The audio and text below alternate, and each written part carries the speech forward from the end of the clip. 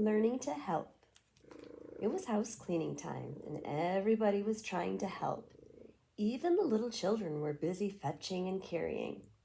Pussycat was almost stepped on several times as she roamed from room to room, watching the work going on.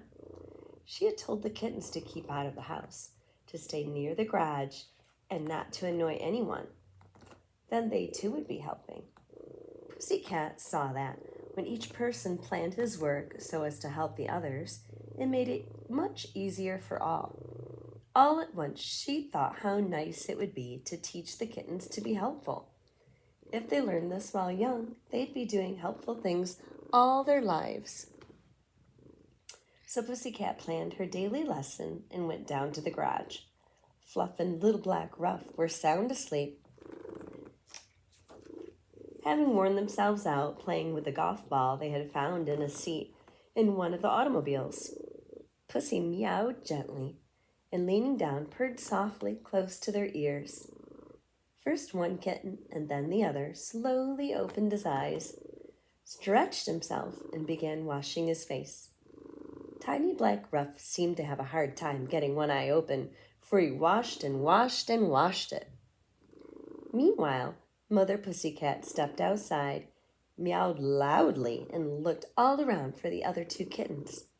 At last, Tuff peeped around one corner of the garage, and in a few seconds, Buff's tiger-striped head came around another corner. As soon as Tuff saw Buff, she disappeared, only to return in a minute and peek again. Then Buff would disappear. Pussycat knew they were playing hide-and-seek, so she let them play the game several times before calling again.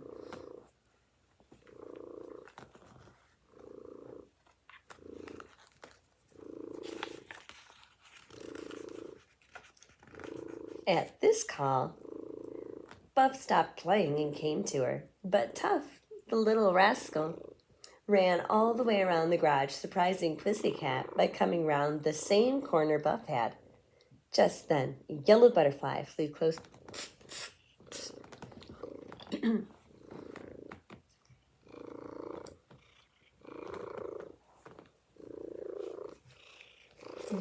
Yes, you're a good boy. Yeah, you're a good boy. Good boy. Oh, you caught my shirt. Who's a good boy? Who's a good kitty? Who's a good kitty? Who's the best kitty?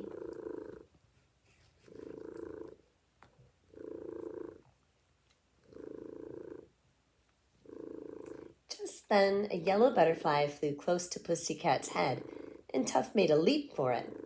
She missed it and, falling back, caught her foot in one of the bows of the ribbon around Buff's neck, tipped him over, and held him down, for her leg had gone through the bow clear up to her body.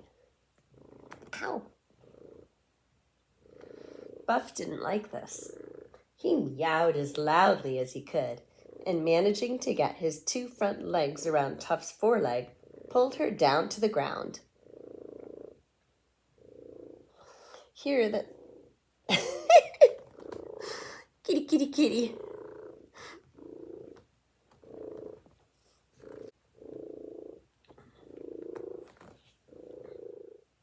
Here the two kittens scuffled until Pussycat, scolding hard, told them to stand up. This was difficult to do, for in their twistings and turnings the ribbon had tightened round Tuff's leg. If Jerry, the chauffeur, hadn't happened along, there's no telling how the kittens would have got out of their scrape. Laughing, he picked up the kittens, untangled them, and said to Pussycat, "Some children you have, Mrs. Bright Eyes." As soon as the kittens had settled down, Pussycat began her lesson. I want you all to be known as helpful kittens. I want you to promise never to miss a chance to help others, even though you have to stop doing something for yourselves. You can come back and finish that after you have helped the other person.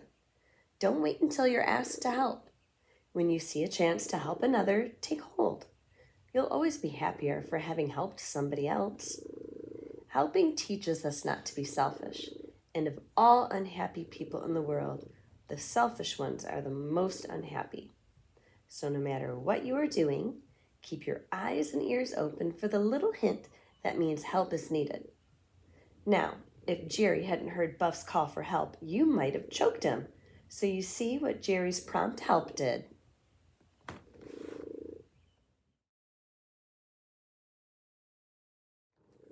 Chapter 6, Mind Your Own Business. Pussycat was stretched out idly on the roof of the porch just outside a second-story window. Suddenly, she heard voices coming through the window from the room within. The voices were loud, and she could easily hear what was being said. This told her that one member of the family was trying hard to pry into a little secret of another member. Finally, the latter became so annoyed he told the other that the affair was none of his business. This was unusual talk for Pussycat to hear, so she jumped upon the windowsill to make sure who the speakers were. Much to her surprise, she saw 2 of her kittens playing under the couch. She was sure they must have heard the unpleasant remarks, and at once decided to give them a lesson on mind your own business.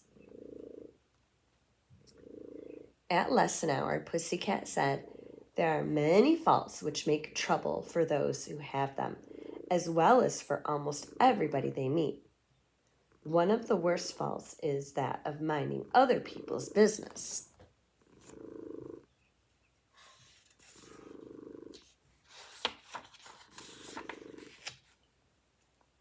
Now, I want you to pay strict attention to what I am going to tell you. If you mind your own business, you won't have time to mind that of another person. If you go snooping around and getting mixed up with other people's business, you'll soon be known as a pest and a nuisance. Never give advice unless you are asked for it. Now, I want you to repeat after me all together, very softly, these words.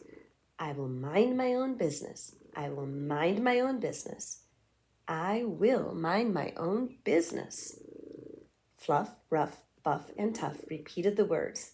Then Tuff added, I'll be minding my own business if I run around to the kitchen door and get a nice little piece of fish the cook said she would save for me.